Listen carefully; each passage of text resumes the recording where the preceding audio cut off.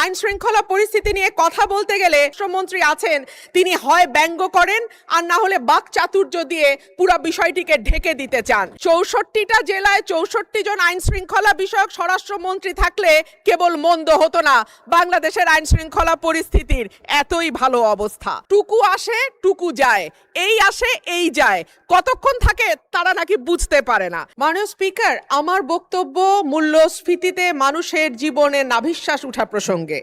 180 দিনের অগ্রাধিকার তালিকার মধ্যে এই সরকারের প্রথম 3টি কাজের একটি ছিল আইন শৃঙ্খলার উন্নতি, 2 নম্বরে ছিল দ্রব্যমূল্য নিয়ন্ত্রণ এবং 3 নম্বরে হলো জ্বালানি খাতের নিশ্চয়তা।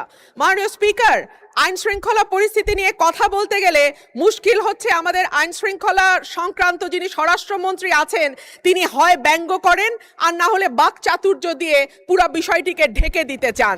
কিন্তু সাধারণ মানুষের সঙ্গে কথা বললে মাননীয় স্পিকার জানা যায় যে বাংলাদেশে পররাষ্ট্র মন্ত্রণালয়ে যেমন 3 জন মন্ত্রী আছেন, 64টা জেলায় 64 জন আইন শৃঙ্খলা বিষয়ক স্বরাষ্ট্রমন্ত্রী থাকলে কেবল মন্দ হতো না বাংলাদেশের আইন শৃঙ্খলা পরিস্থিতির এতই ভালো অবস্থা।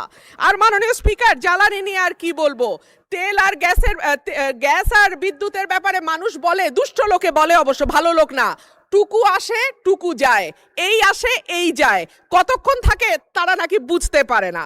এইবার আসি মাননীয় স্পিকার, যখন তেলের দাম বাড়ছে, যখন বিদ্যুৎ হাহাকার এবং যখন গ্যাস পাওয়া যায় না, তখন 1 কোটি নতুন কর্মসংস্থান সৃষ্টি করবে বলে যেই সরকার প্রতিশ্রুতি দিয়েছিল নির্বাচনে, সেই সরকার ক্ষমতায় আসার 6 মাসের মধ্যে 62,000 লোক তাদের চাকরি হারিয়েছে আর 900-র উপরে কলকারখানা বন্ধ হয়ে গেছে।